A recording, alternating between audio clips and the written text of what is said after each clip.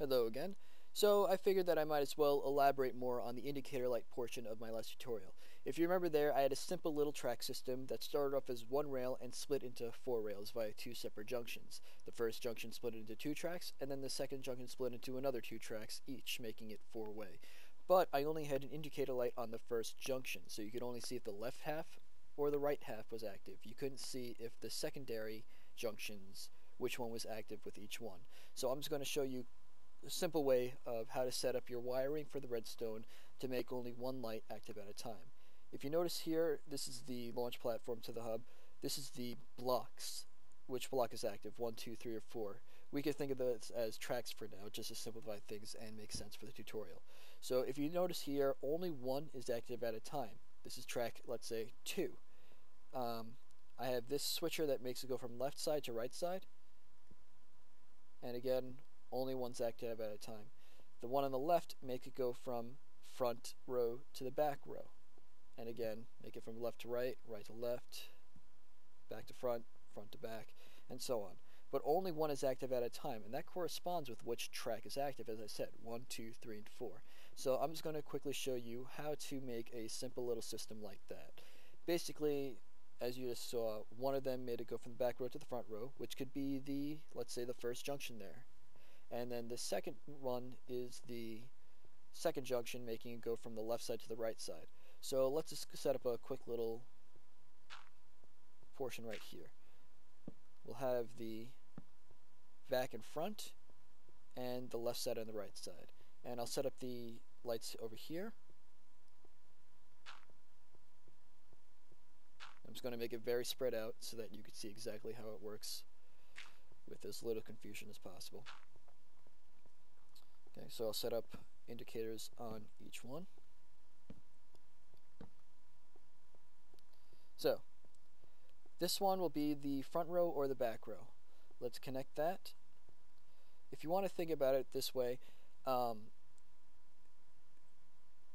row you want to have active, you want to make sure that, let's say if you want the front row active, you want these 2 lights on and these 2 lights off.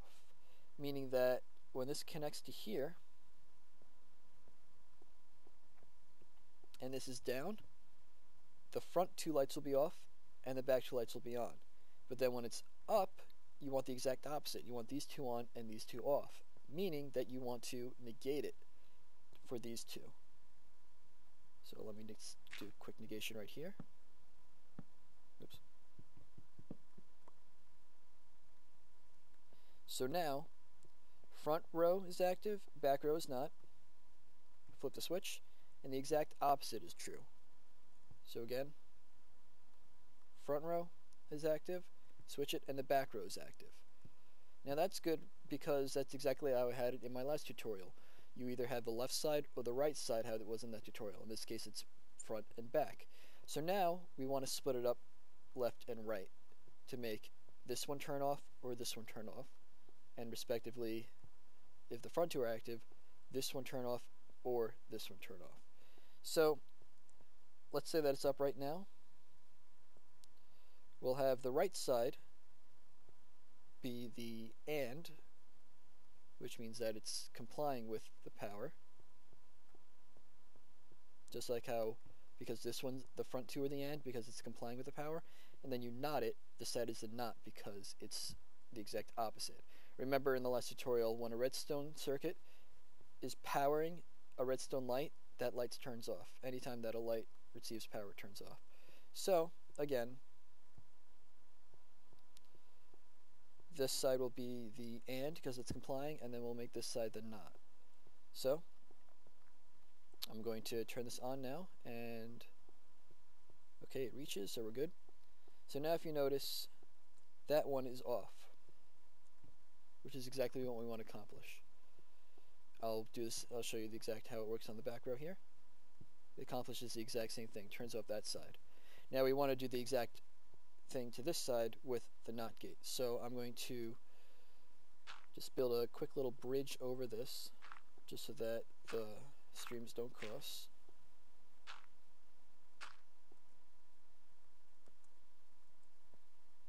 I'll make it go down first before I negate it. just to make it simplified. Okay, so now that's the NOT gate. I'm going to connect it to this side. So now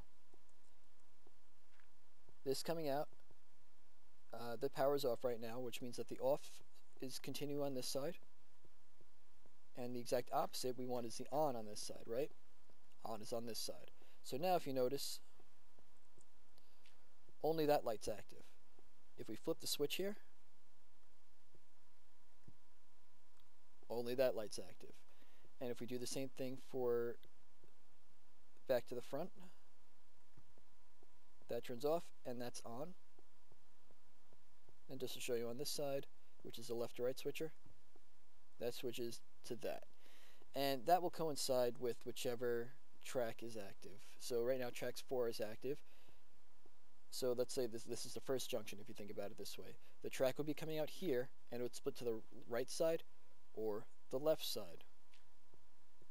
So left to right is left side and right side, or right side and left side if you just saw there. And then the second split would be if it's this, the second split if it's on the left side of that split or the right side of that split, which is right here. So it's on the left side of that split or the right side of that split. Just think about that way, that switch from track 1 to track 2. If we set up a mock track here, just like how I had it last time, how this is the first split, and then we have the second split. It would be 1, 2, and then same thing on this side, 3, 4. And that would coincide with what you see here, 1, 2, 3, 4. So on the second junction it would be 1 and 2, and on the second junction on this side would be 3 and 4, but on the first junction it would contain both of them. Now that's the indicator light system. All you have to do when you actually want to make it connect to the rail, simply enough, is just, branch it out from here and say that the rail is directly above. That would make the switcher right there.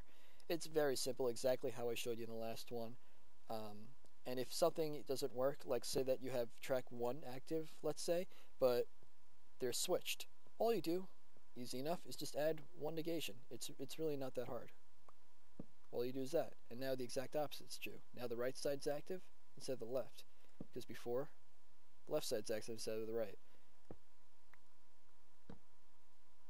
Easy enough. And same thing works on this. So right now the back's active. Let's say that I messed up the track instead, and I had the other way around.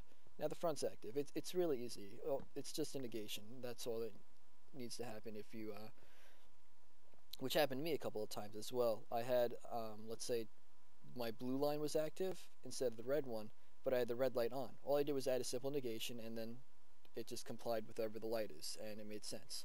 So that's how you do the indicator light system. If this is underground, just add it up twice, because obviously you don't sometimes want the all this redstone to be out in the open. You want it to be behind closed doors. So in that case, just make it negate twice as you come up, for example. Now that's on. And this one's off. So it would be off, on, off. This would be 1, 2, 3, 4, 5 layers underneath. So this would be underground for your indicator lights.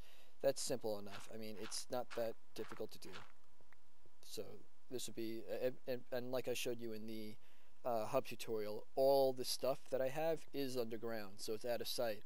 And I just do something simple like that just to make it go upwards and be visible above there on the main platform. But it's all very simple stuff. If you have any questions, just put in the comments or ask on the forums. And that's pretty much it. Have fun.